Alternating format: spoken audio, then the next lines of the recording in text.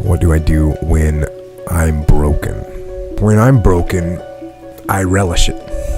That's what I'm gonna do. I'm gonna use it. Because if I'm broken, then I just found my limitations. And until I know what my limitations are, how can I push them? How can I get better?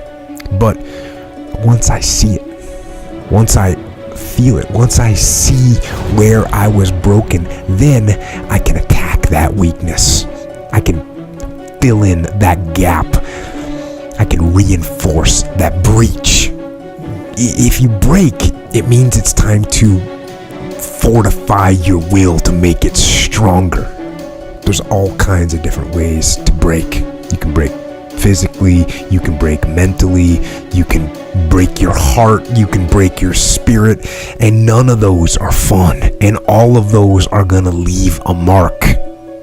But the mark that they leave can be the mark of victory or it can be the mark of defeat.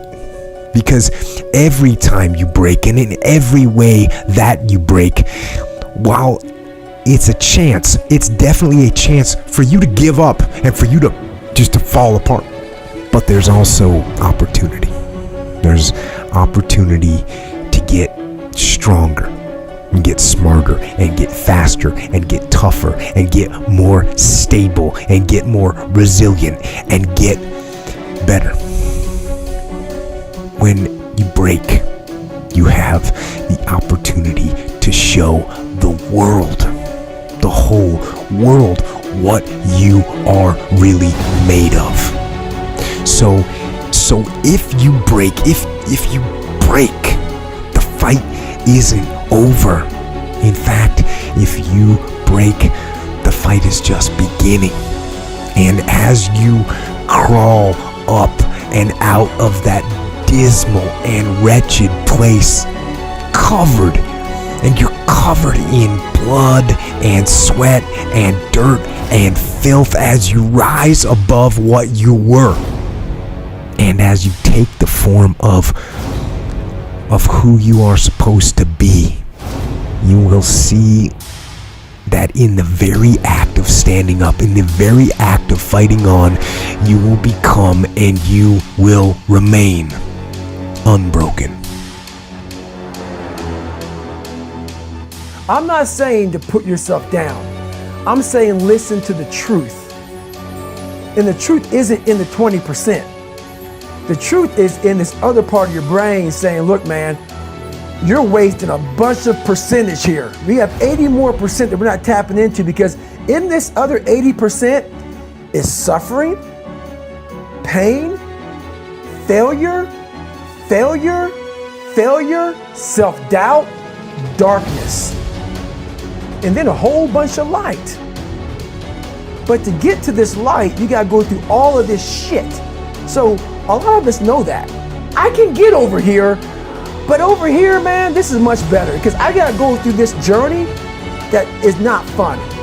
This from 20 to 100%, this shit in between is not fun.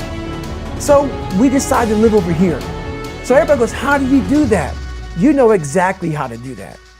You know exactly, it's not a magic trick. There's nothing I talk about in that book that's a magic trick. It's all back down to a very primitive mindset of we just have to do. It's like breathing.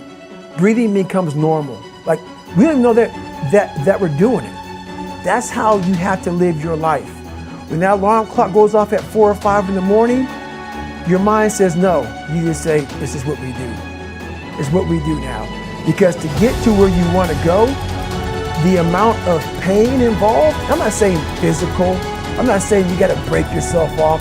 The amount of mental pain of how many times you're going to have to do something that you don't want to do to get to where you want to go is going to be, there's going to be more times you do something that you don't want to do than you are going to want to do. And that's your new norm. So then it's like breathing. And then once you do this over and over and over again, it becomes like breathing. I don't want to live this lifestyle, but to get to the other side of this, I have to. So if you really want it, you realize what trying is and what trying is not.